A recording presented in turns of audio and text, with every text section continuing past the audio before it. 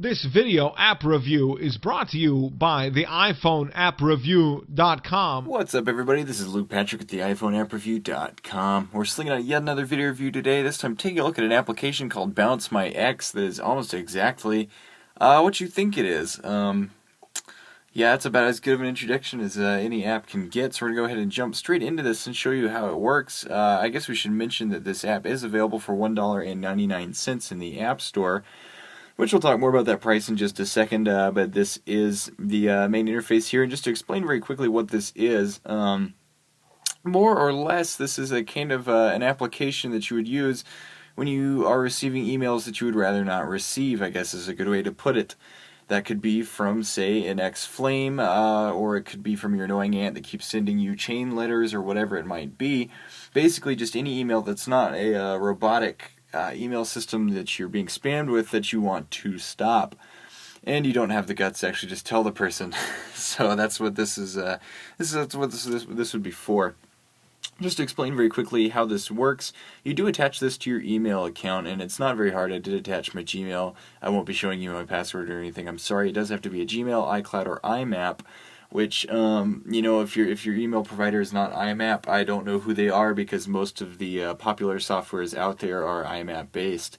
So if your email account is Yahoo, or if it's Hotmail, anything of the sort, you know, anything like that, MSN, then you're good to go. So it's not that big of a deal. And furthermore, the actual creation process is very simple. You just tap this, and then you enter all of this data, which should be right on the main screen of your email account if you do a little poking.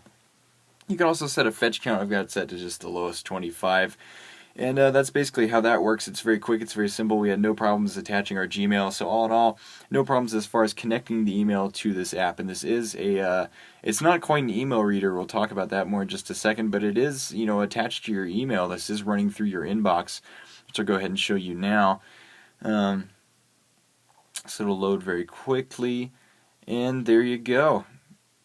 I'm going to scroll down just a little bit, trying to keep this as impersonal as possible.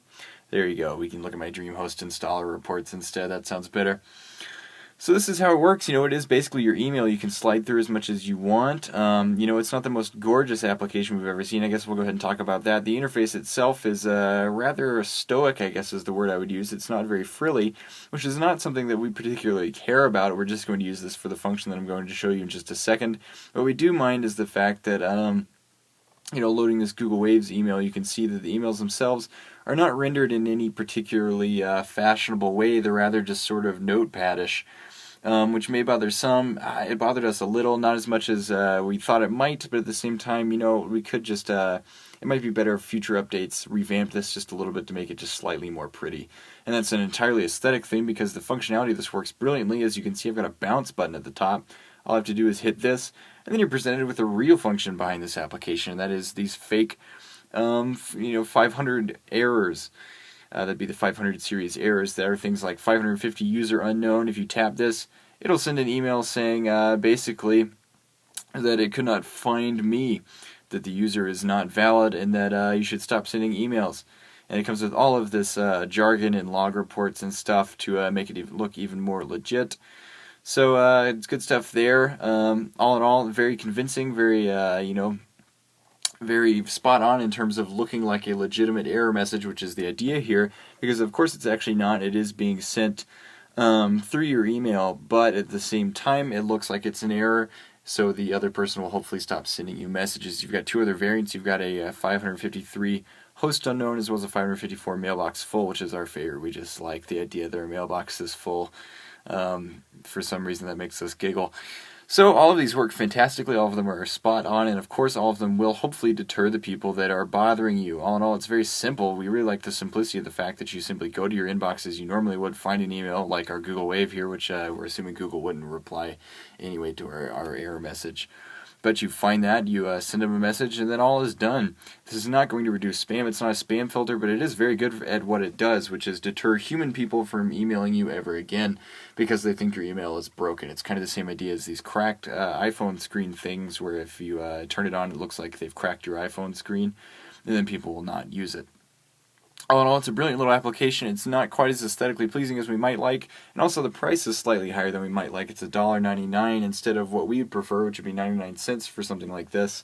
But at the same time, it's still very functional, it's spot on, and of course it will do exactly what it says it will do.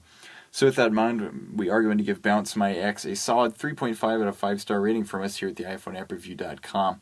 Again, it's a 3.5 out of 5 for BounceMyX, which is available for $1.99 in the App Store. And that's all we have to say about it. So at this point, I'm going to go ahead and sign out, but we'll see you guys later. Bye.